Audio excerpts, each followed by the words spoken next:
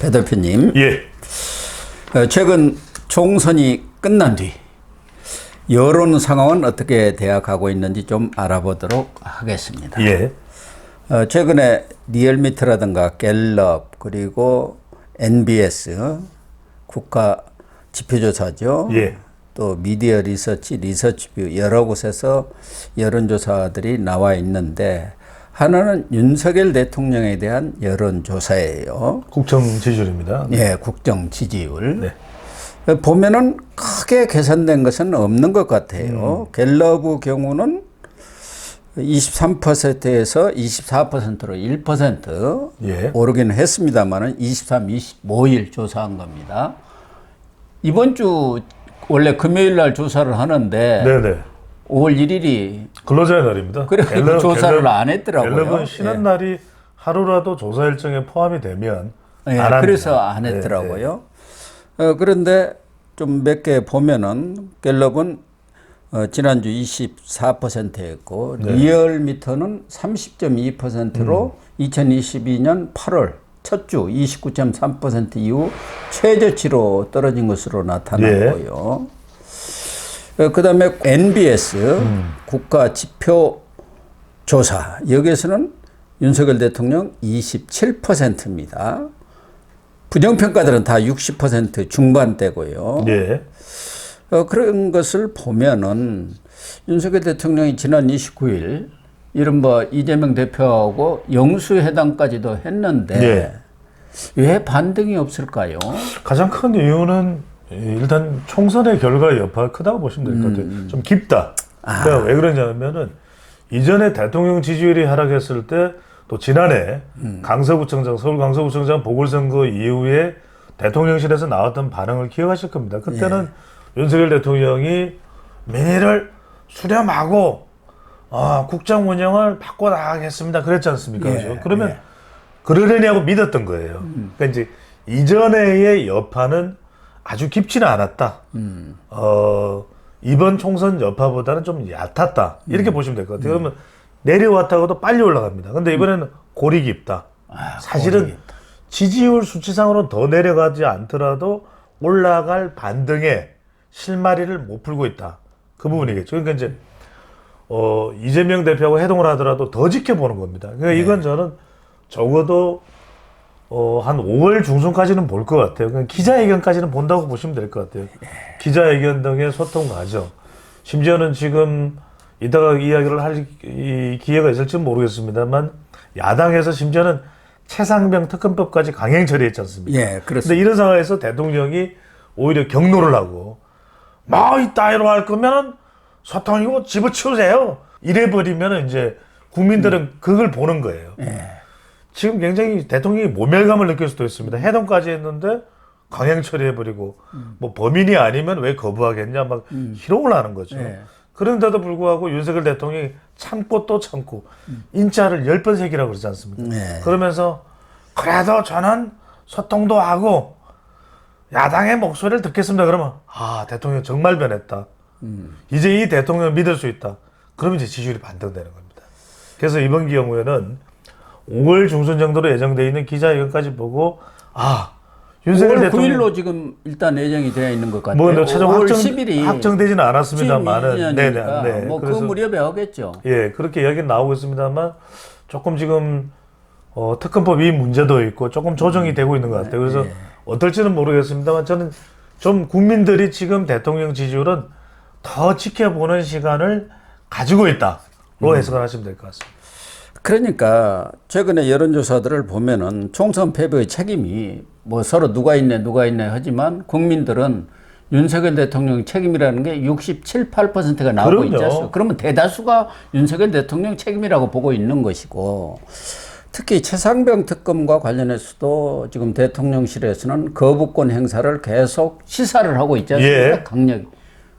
그대로 통과되는 것은 직무유기다 이렇게 홍철호 정무수석도 얘기를 하고 있는 상황인 것 보면은 거부권을 행사하겠다 이런 생각인 것 같은데 물론 28일 본회의 열어서 그것이 재의결될지 여부는 뭐 불투명하다고 봐야겠죠. 가능성이, 그러나 국민들 바로 MBS 조사에서도 보면은 최상병 특검에 대해서는 67%가 또 찬성이 나왔어요. 예.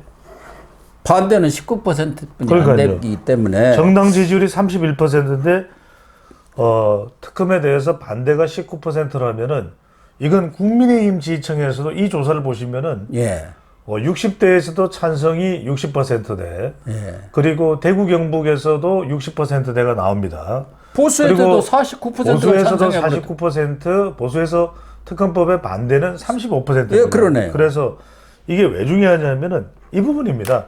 사실 특검법에 대해서는 부정적인 시선도 있을 수가 있습니다. 예. 그런데 그러면 이거죠.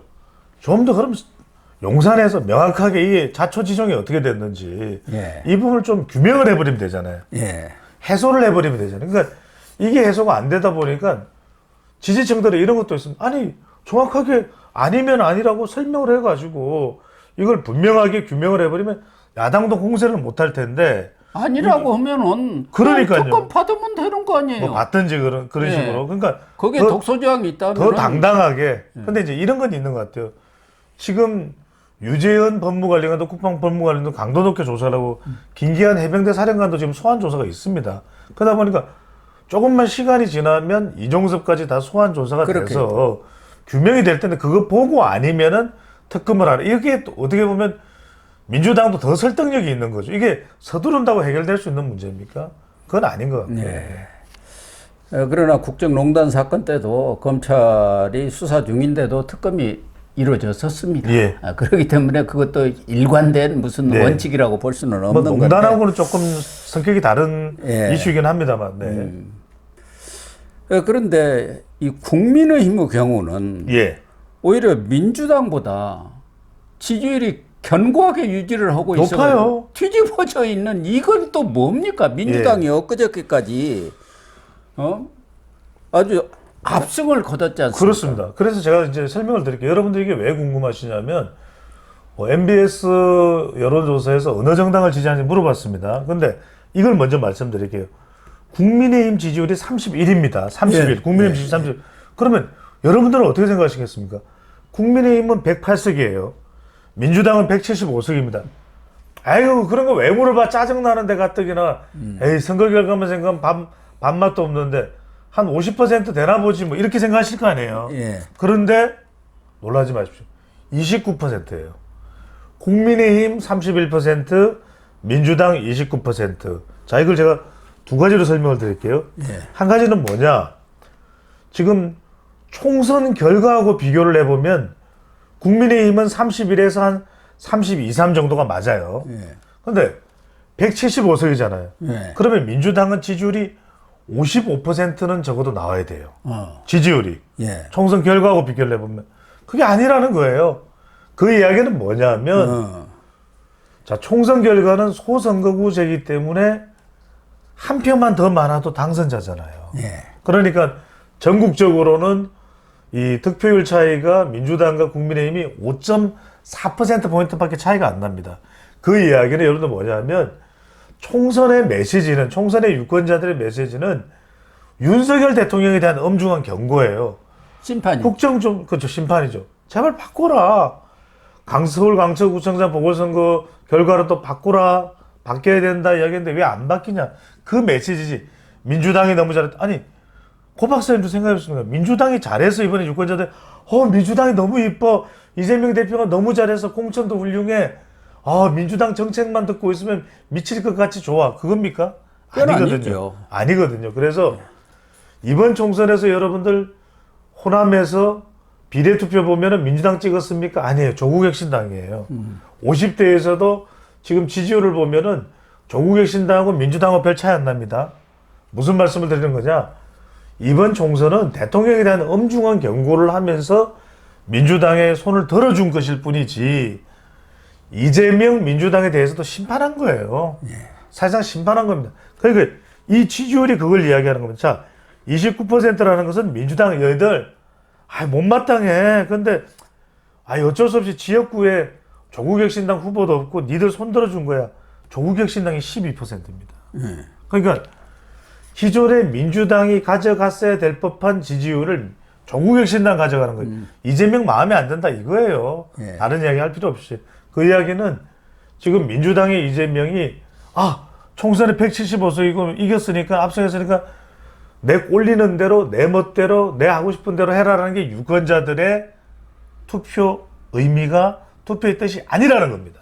근데 지금 민주당은 우리가 이렇게 압승을 국민들이 지지를 해줬으니까 우리 뜻대로 투표를 하겠다 해가지고 원내대표도 제1야당에서 저렇게 원내대표라고 할 필요가 없죠. 옛날 추대된 거예요. 원내 총무로 가야죠. 그러면은 추대된 거예요. 그때는 당 총재라든가 당 대표가 임명을 해버렸지 않습니까? 임명이나 다름없죠. 추대입니다. 박찬대로 그냥 임명해가지고 박찬대는 또 저 원내대표 취임사에서부터 강경 드라이브를 걸겠다고 그렇죠. 왜? 그냥 이재명한테 알랑방구를 엄청나게 끼워버렸다고 말이에요. 방구 냄새가 진동을 해요. 왜냐하면은 박찬대가 이재명이고 이재명 대표가 박찬대예요. 똑같은 거예요. 추대가 됐다는 이야기는 뭐냐면 박찬대 의원을 보고 추대를 했겠습니까? 뒤에 어른어른거리는 그림자가 누구예요? 어른어른거리는 그림자가 아니 박찬대 의원을 보면 박찬대 의원의 얼굴이 떠오르는 게 아니라 이재명 대표의 얼굴이 보이는 거예요. 그래서 추대를 받은 겁니다. 여러분들 한번 생각해 보십시오. 아니 175석의 거대 정당의 공룡 정당의 원내대표 안 하고 싶은 사람이 있겠습니까? 저요. 인기 있는 고영신 TV에 출연 안 하고 싶은 사람이 저요 하는데 여러분들 한번 이런 인물들이 명함도 못 내밀고 그냥 불출마 꼬리를 내렸어요. 김민석, 서영교, 서영교, 김민석, 박주민, 예. 김성환, 예. 기라성 같은 사람들 아니 이 사람들이 나와서 경쟁해서 박찬대 의원이 표를 얻으면 되잖아요. 표를 얻으면 되잖아요. 그런데 아무도 못 나와. 아이고 우리가 어떻게 나갑니까? 이재명 대표 얼굴이 보이는데 어떻게 나옵니까? 우리가 돈이 없지 가오가 없나요? 안 나오죠. 그러니까 이런 현상들이 이번에 MBS 조사에서도 민주당은 29%, 30%가 깨진 것 아닙니까? 안 돼요. 미디어 리서치가 29, 31 조사한 것도 보면은 국민의힘이 32.0, 민주당 31.9예요. 뭐 0.1%입니다만은. 아니 총선 결과하고는 안 맞잖아요. 안 맞죠, 지금. 근데 여러분들이 궁금한 건 배 소장 4년 전에도 그랬던 전혀 아닙니다. 4년 전에는 정반대였어요. 4년 전에는 민주당이 50%가 넘을 정도였고. 그러니까 2020년 4.15 총선이었지 않습니까? 그러니까요. 근데 20일에서 24일 날 리얼미터가 조사한 거 보면은 YTN 예. 의뢰로 민주당 52.6이에요. 미래통합당 지금 28점이에요. 28.2. 그런데 지금은 다르다는 거잖아. 30%도 안 되고 오히려 20%대로 떨어져 있다. 그러니까 4년 전에는 뭐냐면 그때는 여당의 시절 아닙니까? 문재인 여하튼 코로나 방역 잘했다 해서 표 준 거예요. 진짜로 그거는. 예. 근데 이번에는 잘했다가 아니라니까요.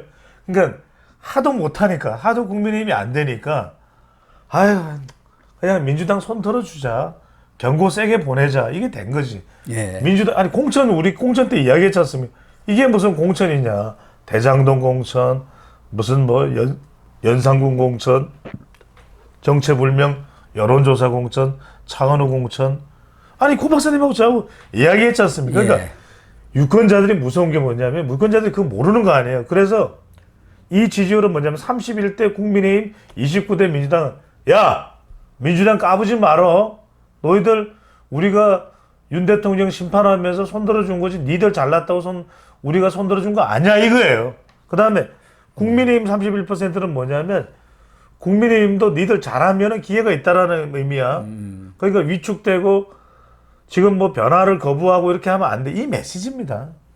그렇죠. 민주당을 보면은 총선 전이나 후나 오히려 후도 이 압승했다 해갖고 지금 기고만장한데 국민들은 평가가 지금 다르고 그럼요. 더군다나 이재명이 하는 거 보니까 이제는 완전히 국회의장에서부터 원내대표 모든 주요 당직까지도 이른바 친명들로 그냥 쫙 포진하고 이건 공당이 아니라 사당으로 변해가고 있는데 대한 경고를 내린 것 아니냐. 아니 대통령보다 지금 할 수 있는 권한이 더 커요. 예. 더 크게 보이는 겁니다. 왜냐면 국회의장도 거의 임명을 하는 것처럼 보이고 원내대표도 임명하는 것처럼 보이고 이보다 강력한 권한이 있습니까?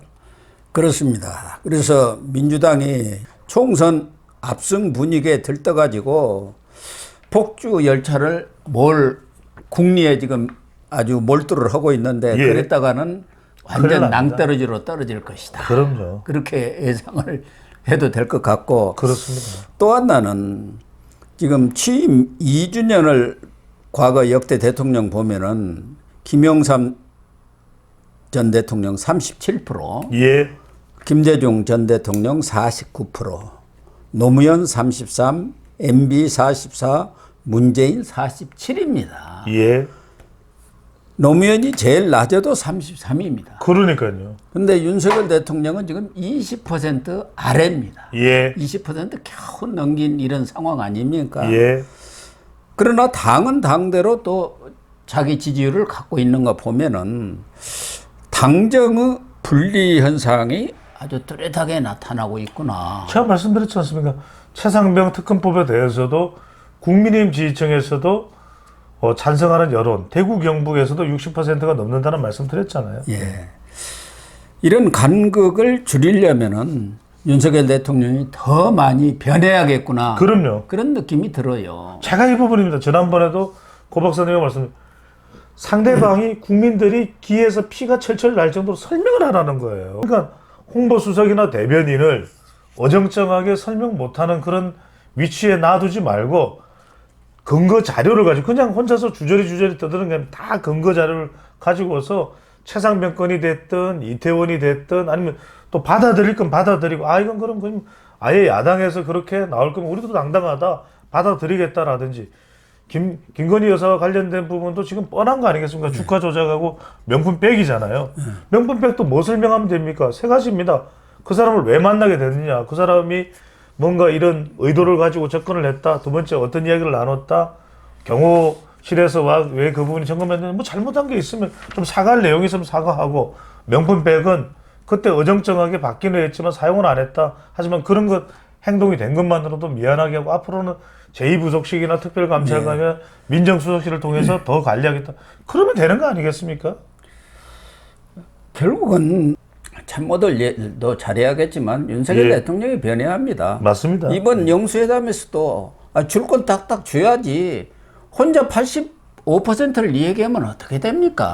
듣겠다고 그랬잖아요. 예. 그러면은 이번에 합의 처리된 이태원 특별법 같은 경우도 거기서 조문만 좀 바꿔갖고 합의를 딱 이끌어냈으면은 영수회담에 무슨 성과가 있네 그래야 하는데 아무것도 안 나온 거 아닙니까? 합의는. 그렇죠.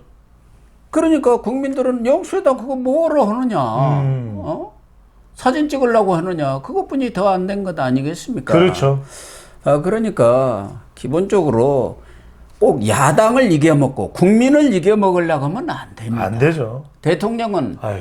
야당의 대통령이 되고 여당의 대통령이 그럼요. 전체 국민의 전체죠. 대통령 아닙니까? 그렇게 해서 기브앤드테이크로 줄 것은 팍팍 주고 받을 것은 받아내면서 이렇게 정치를 해야 국민들의 지지가 돌아오지 않겠느냐. 정치를 하는 대통령이 되겠다고 뭐 했다가 이렇게 이야기했다고 조선일보에서는 대서특별을 했던 그렇죠.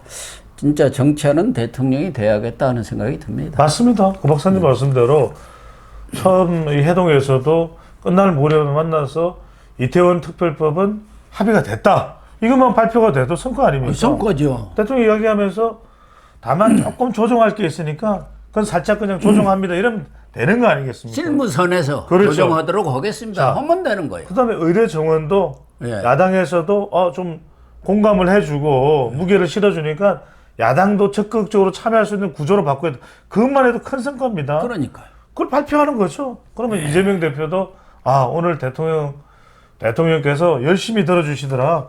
비공개 회의할 때도 고 박사님 말씀대로 거의 뭐 제가 6 정도 이야기하고 대통령이 4 정도 이야기했습니다. 그러면 얼마나 또 국민들은 소통 대통령으로 이미지가 만들어지는 것이거든요. 그런 게 조금 정치적이라는 것은 전략적일 필요가 있습니다. 그런 게 필요해 보입니다.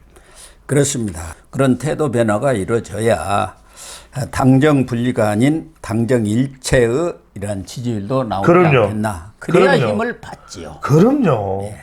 그렇게 좀 해주시기를 간곡히 부탁을 드리겠습니다. 다 성공하는 대통령이 되기 위해서 되어야 한다는 의미에서 분석을 해드리는 겁니다.